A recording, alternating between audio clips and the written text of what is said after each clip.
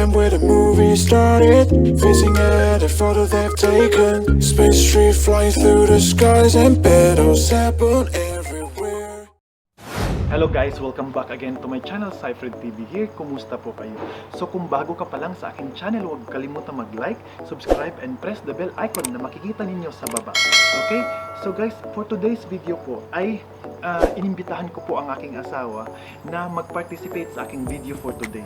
Kasi ang content ko for today ay bibigyan kayo ng tips kung paano kayo pumayat within a month lang po. So, in-invite ko po ang aking asawa. Pinilit ko po ang aking asawa, mga kaibigan. Sa mga hindi pa po nakakita sa aking asawa, ito po yung aking asawa, kaibigan. Ito. Okay? So, guys, ibibigay ko na po sa kanya ang camera at pakinggan po natin kung ano po yung mga tips na pwede ninyong gamitin sa pagda-diet po ninyo. Okay? So, wag na natin patatagalin pa, guys. Ito na siya. In 5, 4, 3, 2, 1.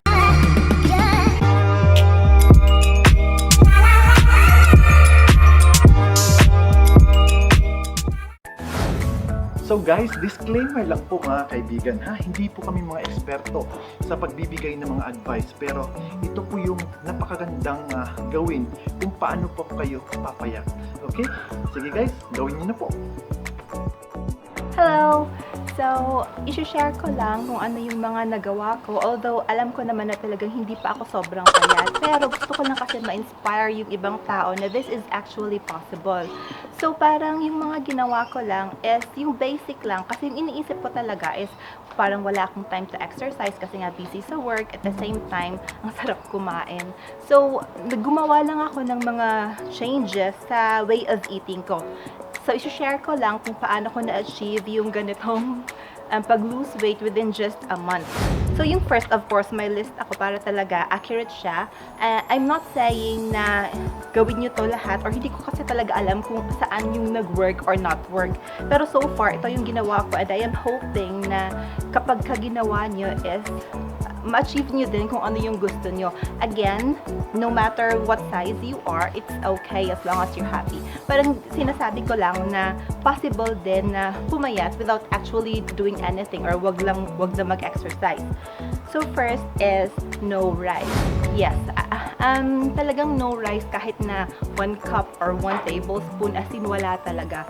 Yung motivation ko lang is, I know mahirap especially for Filipinos na hindi kumain ng rice kasi gusto talaga natin kumain ng rice. Pero yung motivation ko kasi is, like si baby Queenie ko, siya yung dog to sa Philippines and she's a bit overweight. So parang yung sinasabi ko, I want to do something as well.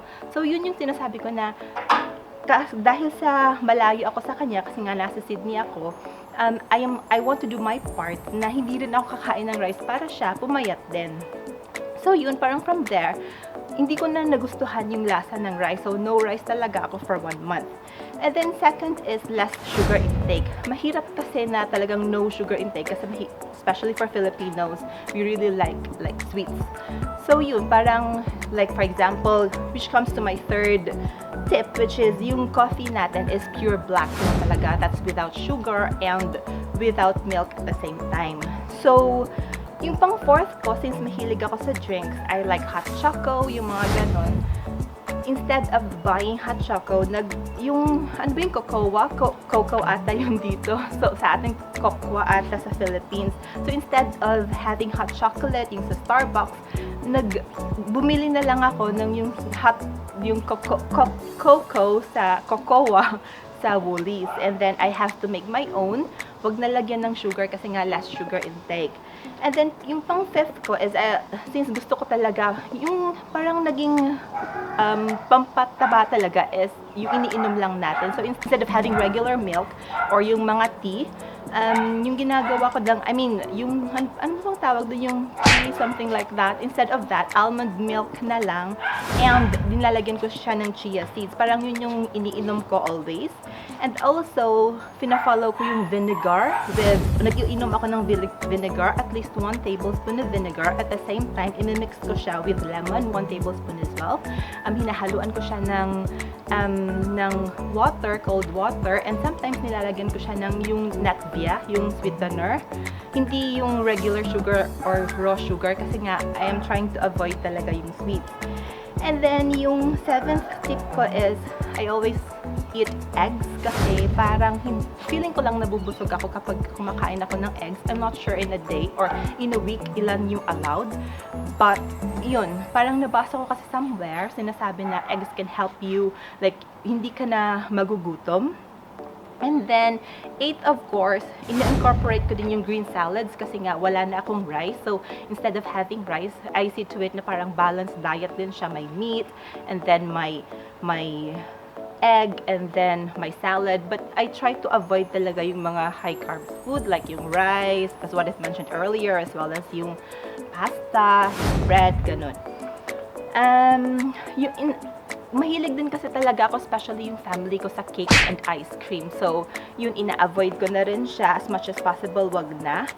At dahil sa medyo hectic ang schedule ko, hindi na ako nakakapagkain o I tend not to eat snacks anymore. Pero hindi kasi talaga maiiwasan. So, especially if I'll feel hungry or I just want to eat something. Kasi sometimes bored lang tayo, di ba? That's why we eat. So, instead of that, kumakain ako ng like nuts lang, yung mga almond nuts, just small portions para lang to makakain or para lang masatisfy yourself. Pero most of all, I really don't deprive myself. If I feel like eating something, kumakain talaga ako. And of course, it helps na you have the support of your family and friends kasi kahit na ano pa yung, for example, gusto mo mag-diet or gusto mo mag-change ng way of eating mo, but then you can see your husband or your family members eating high-carb food, then mahirap kasi, di ba, walang, parang it's just you against them, or parang matitempt ka talaga. So, it's better na may support ka sa family members mo. So, there. I hope na na-inspire ko kayo, and if you want to ask questions, just write your comments down below and I'll be happy to help you.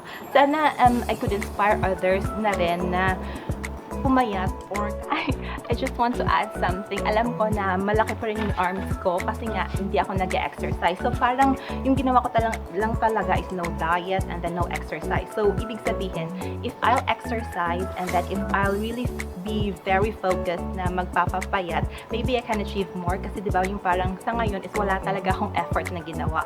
And I am hoping that you can join me as well in this journey na parang sabay-sabay tayo kasi mas maganda na may parang inspiration na tayong lahat, hindi lang yung ako. Kasi parang we can be a community helping each other na, uy, ganito na yung na-achieve ko. So, I would appreciate na mag-comment kayo down below para I will know kung ano yung mga changes na nangyari sa inyo. Kasi yung sa akin lang talaga is, I stopped eating. Parang hindi na ako, parang wala na akong ganang kumain. Parang natural na lang siya. Kasi yun yung parang issue ko before na I really like to eat yung kapag may nakakita akong food. And also, I forgot to mention, as much as possible, mas maganda kung wala kang food na nakakita sa bahay kasi when you have food hanging around, parang ang dali mo lang talaga siyang kunin. And kapag wala kang makain, so of course, wala kang kakainin. But then again, don't deprive yourself. So say for example, a week, treat yourself like for being so good, yung follow mo yung plan mo. Although wag talagang yung parang effort na oh, I feel so, parang madedepress ka kasi when you want to eat something and then you feel so deprived. So yun lang, take it easy, kaya natin ito, sama-sama tayo. So please join me in this journey kasi mas maganda kung marami tayo. Thank you! So yun po guys, ang mga tips na sinabi ng aking asawa. Sana po ay marami kayong natututunan sa mga tips na iyon at gawin nyo po iyon. Within a month po, kung ginawa nyo po yun lahat, siguradong papayat kayo. Gaganon kayo guys. Alright? Okay, so hindi ko na paratagalin ang aking video for today. Sana ay nag-enjoy kayo at nabigyan kayo ng maraming tips, no, sa pagpapapayat. Okay, so see you next time guys. Goodbye and peace.